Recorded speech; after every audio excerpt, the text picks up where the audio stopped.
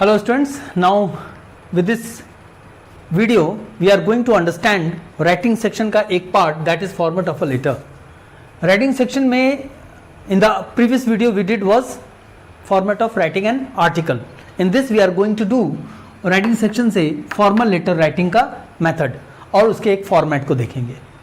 पहली बात what is written over here on the board, पहले इसको अंडरस्टूड करते हैं, अंडरस्टैंड होते हैं, then we will move through with the further material जो इसमें मैंने ब्लैंक छोड़ा है. पहली बात कि जो फॉर्मेट ऑफ लेटर राइटिंग है, खास करके मैं बात कर रहा हूं फॉर्मल लेटर की. सो लेटर का मतलब यहां पर कौन सा लेटर है आपका? फॉर्मल. ओके, तो when we talk about formal letter writing, आपको जो बातों का ध्यान देना है वो इस तरह से है कि ये आपके लेटर का सेक्शन है जो होना ही चाहिए. उसको कैसे बांटा गया है लेटर को? पहला पार्ट जो होता है उसको कहते हैं sender's address, which you can see over here. यहां से यहां, this is your sender's address. House number 0 mile, Muzaffarpur, Bihar. It could be any. Question में अगर दिया हुआ है you will write it from the question. If it is not given you will write it by yourself. उसके बाद बारी आती है डेट की. So you can see over here it is like this. और डेट राइटिंग का format ये होनी चाहिए, नॉट लाइक दिस 18/07/2021. ये फॉर्मेट गलत माना जाता है. You have to write in this format 18 July 2021.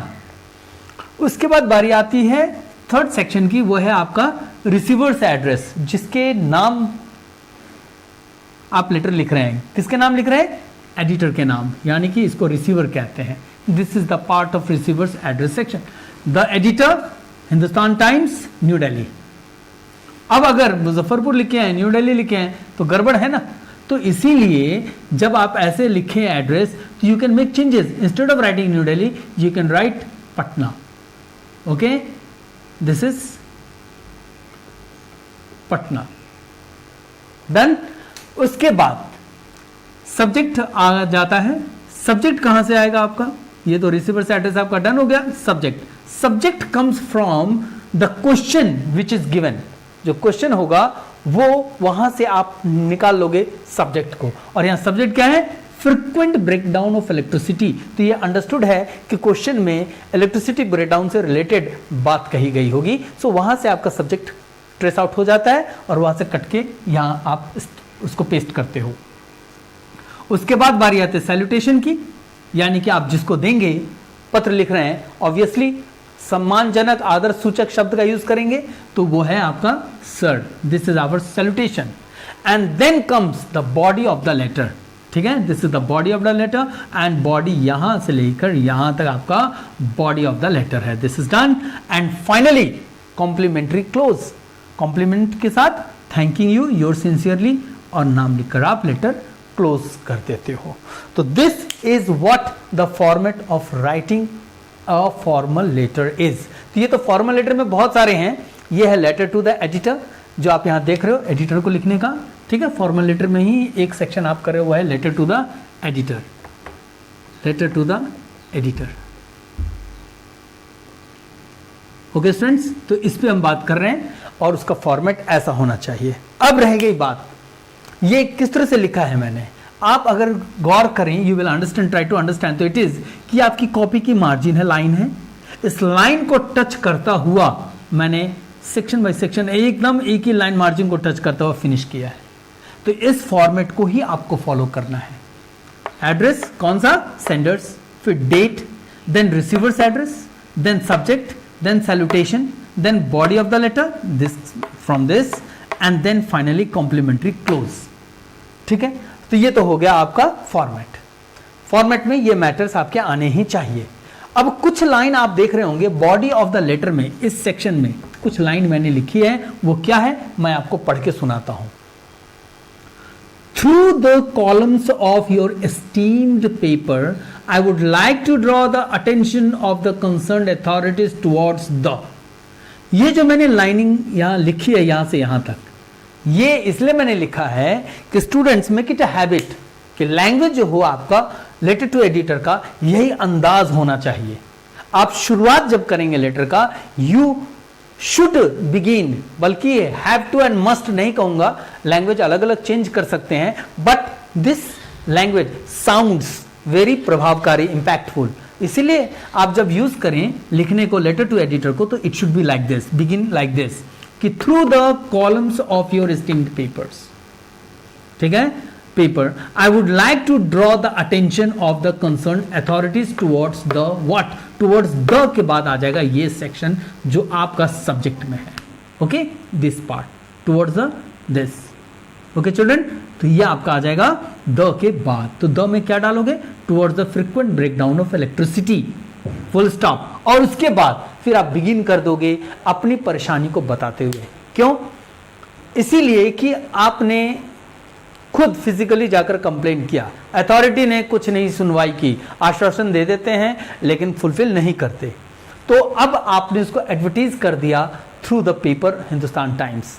अब ये इससे रिलेटेड जो हायर अथॉरिटीज है उन तक ये मैसेज चला जाएगा, क्योंकि आप ये जानते हो कि हमारे पूरे देश में, बल्कि all over India, all over world, बल्कि कि पेपर पढ़ने का रिवाज सब रखते हैं, और पेपर के थ्रू हम बहुत सारी नेशनल इंटरनेशनल न्यूज़ से वाकिफ हो जाते हैं। तो इस आर्टिकल का जब छपाई हो जाएगा हिंदुस्तान टाइम्स के पेपर में, तो जो लोकल अथॉरिटीज है जिसको आपने कंप्लेंट किया और उसने नहीं सुना, तो उसी से रिलेटेड आपने मैटर डाला है, जो सीनियर अथॉरिटीज सुनेंगे वो स्टेप ले लेंगे, क्योंकि और उससे हायर अथॉरिटीज तक मैसेज चली जाएगी।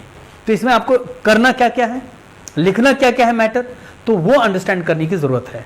Since it is a type of complain, ये एक तरह का कंप्लेन लेटर है, तो इसमें आपको इलेक्ट्रिसिटी के ब्रेकडाउन से होने वाली दिक्कतों का, उसके बाद उस दिक्कत से होने वाली और भी एडिशनल परेशानियों का बखान करना है, इंसिडेंट्स को हाईलाइट करना है, और उसके बाद ये मोस्ट प्रोबेबली आपको ये उम्मीद और भरोसा जताते हुए उस हायर अथॉरिटीज से, जो लोअर अथॉरिटीज जिसने आपकी बातों को नहीं सुना, उसके खिलाफ एक स्ट्रिक्ट डिसिप्लिनरी एक्शन लेकर उसको उस परेशानी को सॉर्ट आउट करने में, कराने में विवश कर दें।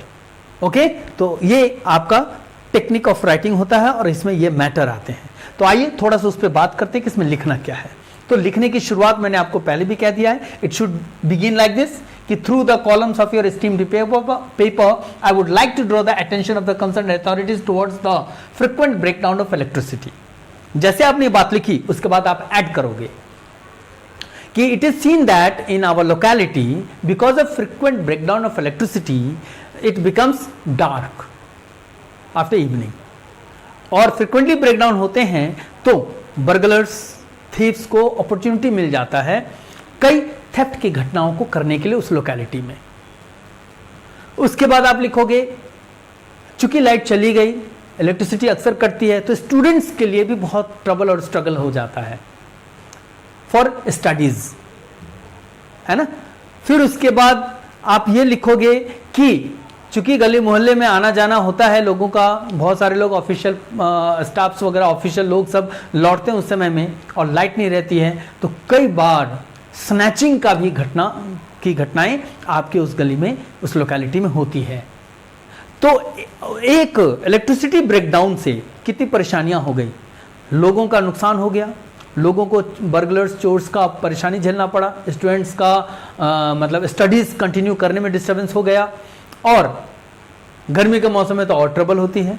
तो ये परेशानियों को बताते हुए आप लेटर लिख रहे हो, प्लस आप उसमें ऐड करोगे कि मेनी टाइम्स, बहुत बार जो लोकल अथॉरिटीज है उसको इसकी जानकारी दी गई है, बट कमिट करने के बावजूद उनके द्वारा कोई इंप्रूवमेंट का स्टेप नहीं लिया गया, इसीलिए हायर अथॉरिटीज को ये इन्फॉर्म करने के लिए न्यूज़पेपर के थ्रू, लेटर के माध्यम से इन्फॉर्म करना चाहते हैं, सो दैट कि लोकल अथॉरिटीज के खिलाफ एक स्ट्रिक्ट कार्रवाई हो और वो लोग इस लोकल जो लोकेलिटी है उसकी इस इलेक्ट्रिसिटी ब्रेकडाउन की जो अक्सर होती है, फ्रिक्वेंटली होती है, उसकी समस्या का निदान खोजें, और इस उम्मीद में hoping for the proper and quick response being taken by the authority, hopping करके फिनिश करोगे, और तब एंडिंग आपका थैंकिंग यू, योर्स ट्रूली, या फिर कई जगह लोग सिंसियरली भी लिखते हैं, and name of the person,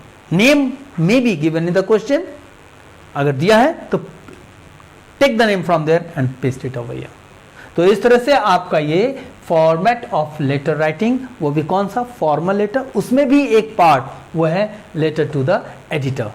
अब रह गया कि मैंने एक एग्जांपल आपको दिया है लेटर टू एडिटर को लिखने का, लेकिन जितने भी फॉर्मल लेटर होते हैं उसका यही फॉर्मेट होता है। क्या फाइनल टच? क्या फाइनल टच? ये कि sender's address, date, receiver's address, subject heading, salutation, body of the letter and complimentary close, and this should be followed touching the margin. So it will give you full chance of scoring maximum whatever marks it would be of. Okay children, so this is the way of writing a formal letter. So copy this down in your copy and watch the video, listen to it and follow whatever instructions given. Thank you.